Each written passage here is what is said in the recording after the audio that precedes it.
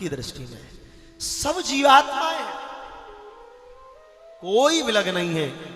इसलिए भगवान से गोपियां कहती है नाथ आप हमारे पति हो। अब भगवान कहते हैं ठीक बात, उत्तर तो ठीक दिया। अब हम एक बात पूछें, बोले पूछो। किसी पतिव्रता नारी के जीवन का ये धर्म है। वो बैठी बैठी घर के आंगन में, शीत ऋतु का समय था, गेहूं बीन रही थी। बीनते बीनते उसका पति वहीं बैठा था। 1 वर्ष का बालक था, सामने अग्नि का कुंड जल रहा था। जलते जलते उसके पति की वहीं निद्रा लग गई और वो पत्नी की गोद में सर रखकर सो गया। छोटा सा बालक है, सामने अग्नि कुंड जल रहा है। अब बच्चा खेलता खेलता वहीं अग्नि के यहां जा रहा है। अब बताओ ऐसी स्थिति में उस स्त्री को क्या करना चाहिए? पति को जगाए कि बेटे को बचाए? गोपियां कहती हैं उस नारी का धर्म है पति, उसको पति को बचाना चाहिए। क्यों? पति धर्म है, बेटा कर्म है। उसने आंख बंद कर ली, बच्चा खेलता खेलता गया, अग्नि में गिर गया, रोती रही। पति जैसे ही उठे दौड़कर भागी। तो क्या देख रही है?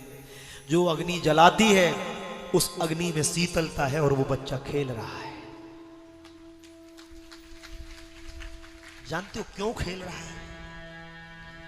क्योंकि उस स्त्री ने धर्म को बचाया। वो केवल पत्नी नहीं है, वो धर्म पत्नी है। केवल भारत एक ऐसा राष्ट्र है, कोई पूछता है ये तुम्हारी कौन है तो तुरंत कहते हैं धर्म पत्नी महाराज जी। और विदेश में चले जाओ, कौन है? बोले वाइफ। भारत में धर्म पत्नी, पत्नी के आगे भी धर्म जुड़ा है। क्यों? क्योंकि जिस समय स्त्री पुरुष का विवाह होता है उस दिन 7 फेरे लिए जाते हैं। पुराणों के अनुसार 3 फेरे में नारी आगे जाती और 4 फेरे में पुरुष आगे जाता है। पंडित जी कहते हैं खड़े हो जाओ, अग्नि की साक्षी लेकर फेरा लेना। पहला फेरा जब लिया जाता है तो स्त्री आगे जाती है। स्त्री जैसे ही आगे जाती है उसका पति कहता है बोले सुनो हम आगे हो जाएं? बोले नहीं, अभी हम आगे जाएंगे। पहला फेरा लिया, पति ने पूछा किस बात का? बोले स्वामी ये फेरा है धर्म का। आज से मैं केवल पत्नी नहीं बनूंगी, आज से कोई पूछे तो कह देना धर्म पत्नी। धर्म आपसे जुड़ गया। पति कहता है दूसरा फेरे में हम आगे हो जाएं? बोले बिल्कुल नहीं, अब अभी भी हम ही आगे जाएंगे। बोले क्यों? दूसरा फेरा लिया, पूछा ये किस बात का? ये अर्थ का है। सुनो, अर्थ कमा कर तो आप ले आओगे, पर अर्थ को अनर्थ होने से मैं बचाऊंगी, मैं बचा लूंगी अर्थ को अनर्थ होने से। घर को घर नहीं कहते, स्वर्ग को स्वर्ग नहीं कहते। गृहिणी ग्रह मुच्यते। एक नारी जब अपनी भावनाओं से सजाती है उस घर को तो वो घर घर नहीं रहता, स्वर्ग और वैकुंठ बन जाता है। उस घर में फिर भगवान आते हैं। इसलिए कहती है अर्थ। इसलिए वेद में एक तरफ लिखा पुरुष सूक्त, और जब पुरुष सूक्त लिखा था तो दूसरी तरफ नारी सूक्त कहना था, नहीं कहा स्त्री सूक्त। क्यों? स्त्री नारी नहीं है, स्त्री श्री है। इसलिए वो कह रही अर्थ को अनर्थ होने से मैं बचाऊं। इसलिए माता 1-1 रुपया जोड़ कर रखती है, पति को नहीं बताती। क्यों? पता नहीं कब विपत्ति में कब काम आ जाए, उसे पता है। पति कहता है तीसरे फेरे में तो अब हम आगे हो जाएं? बोलो बिल्कुल नहीं, अभी भी हम ही आगे जाए। तीसरे फेरे में फिर आगे जाती। अब किस बात का लिया? ये काम का फेरा है। वंश की वृद्धि के लिए और संसार के किसी भी काम को करने जाओ तो एक बार मुझसे भी पूछ लेना, मैं आपकी धर्मपत्नी हूं। पति कहता है कोई बात नहीं, 3 में तुम आगे हो ही गई थी, चौथे में भी तुम ही जाओ। हाथ जोड़कर कहती स्वामी जी 3 में आतो में तो मैं आगे हो सकती हूं, पर चौथे में मैं आगे नहीं जा सकती। क्यों नहीं जा सकती? क्योंकि स्त्री का मोक्ष पुरुष के बिना नहीं होता, पति के बिना मोक्ष स्त्री का नहीं हो सकता।